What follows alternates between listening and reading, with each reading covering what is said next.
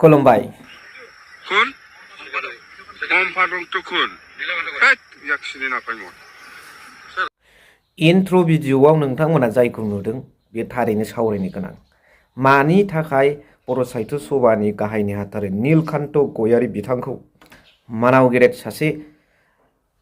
बर'नि सासे गिदिर लिडार आरो बिटिसिनि चिफ हाग्रामा महिलारी सारा सिनाया हांखो नाथाय सुरत नार्जारी बिथां सारखौ सिनायो खोथाया थांनाय बेसेबा गोलाव समावहाय 5 बोसोरावहाय बिथाङा इउपिपिएलजों थाफानानै इउपिपिएलनि लाइनजों थानानैनो बायदिसिना साजेसन लानानैनो बिथाङा खामानि मावबोबाय आरो मोनसे साहित्य सभा आफादा बिथांनि दैदेननायावनो नीलकान्त गयारी बिथां सारनि दैदेननायावनो एबसुनि थिननायावसो एबसुजोंसो फिदिंजादों बर' साहित्य सभायाबो मोनसे इन्डिपेन्डेन्ट अर्गानाइजेसन अफ बड' बेहा गावहानो आलादा मोनसे खान्थि दं दिनै मानो एबसुजों सालायजानांगौ दिनै मानो इउपिपिएलजों सालायजानांगौ गोदोनि नेताफोरनि खुगानिफ्राय जों बिजाबफ्राव माथो खोनानो मोनोमोन बर' साहित्य सभाखौ राजखान्थिजों दाफोनांजाब रायजो राजाफोर होननाय खोथा जों फरायबोनो मोन्दों दा दिनैनि समाव नीलकान्त गयारी सारा मा बुंजाखो हाग्रामा महिलारी सारजों साहित्य सभानि गाहाय नेहाथारि जानानै थामसोबलाय जायबाबो सिनाय जायाखिसै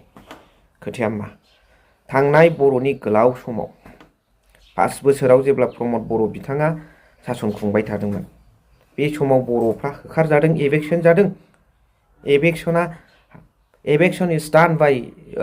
फरेस्ट इएम फेरेंगा बिथांजों खामानि मावजादोंमोन बे समावबो साहित्य सभानिफ्राय जेबो सह्य हैयाखै रायजो राजाफोर भुगिनांनाय रायजो राजाफोरनो एक नाम्बार पइन्ट दैट इज द नाम्बार 1 पइन्ट बेनिफ्राय बिथांमोननि जानानै फंसेबो खोथा बुङाखै अथ'स फंसे खोथा बुङोब्ला साहित्य सभानिफ्राय नीलकान्त गयारी बिथाङा एसे बर'फ्रा गोहो बोलो मोनो गोसोआव बोलो मोनो सेल्फ रिलायन्सआ गोख्रों जायो नाथाय गैया आरो थांनाय लेटेस्ट बरजरायाव टार्मिनेल पावार प्रजेक्ट इउपिपिएल दोलोआ मानाव गेदेर प्रमद बर' बिथाङा गायसननो नागिरोब्ला दिनै एबसुआथ' थांफाबाय दे प्रमद बर' बिथांजों इउपिपिएल दोलोजों बुङाखसै बिथांमोना बासबारिना दुलाराय बर' फरायसा आफादाव थाग्राया आखाइ दैखोलायबायसो बर' रायजो राजाफोरखौ बर' रायजो राजाफोरनि थाखाय जोनोम मोननाय बर' फरायसा आफादा दिनै बर' रायजो राजाफोरनि सायाव आखाइ दैखोनो दुखुनांथाव बाथ्रा बेवहाय दे एबसुआ थांफाबाय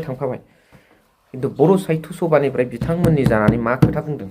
नीलकान्त गयारी बिथां सारा बिथांमोनाथ' गायसननोसो नारा-नाथा नाजादों बेबादिनो माखासे खामानि मावनायखौ केपचार खालामो बर' रायजो राजाफ्राबो गुबुनारिफ्राबो दैदेनगिरिफ्राबो जायनि जाहोनाव बिथांखौ सिनाया होननानै बुंदों बेनि पइन्टसा बेखौ हमदांदो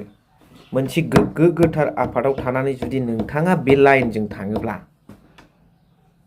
नोंथांखौथ' बिदि होननांखागोन ना दा होमबा सुरत नार्जारी सारखौ बोरै सिनायखो बर' थुनलाइ आफादा मोनसे बर'नि गोथार आफाद आरो सबसे जौसिन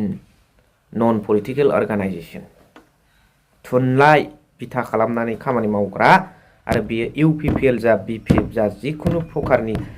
राजनितिक दोलोआनो जा बा फरायसा आफाद एबसुआनो जा बुंनो हानाय बिथांमोना फोरोंनो हानाय बिथांमोनखौ साजेस्ट होनो हानाय गोहोआ बर' साहित्य सभानाव दं बेखिनि रेसपन्सिबिलिटिखौ लानानै मावाखै राजनितिकनि उनसो खारफादों बर' साहित्य सभा सबसे उपरत थखा एबसुरफोरा उपरत थखा এটা अराजनीतिक नन पलिटिकल अर्गानाइजेशन किसुमान क्षेत्रत जुदि एबसुए भूल काम करे बर' साहित्य सभायतो दायित्व लय गाली দিব পাৰিব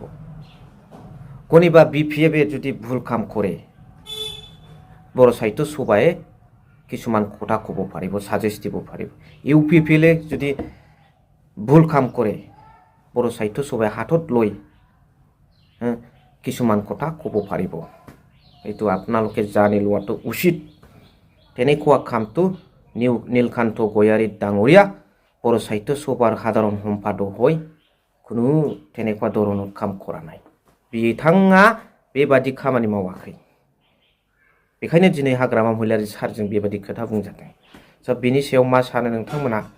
कमेन्ट्सनि गेजेरजों फोरमायहरदो थेंक इउ भेरि माच फर वाचिं लाभ इउ अल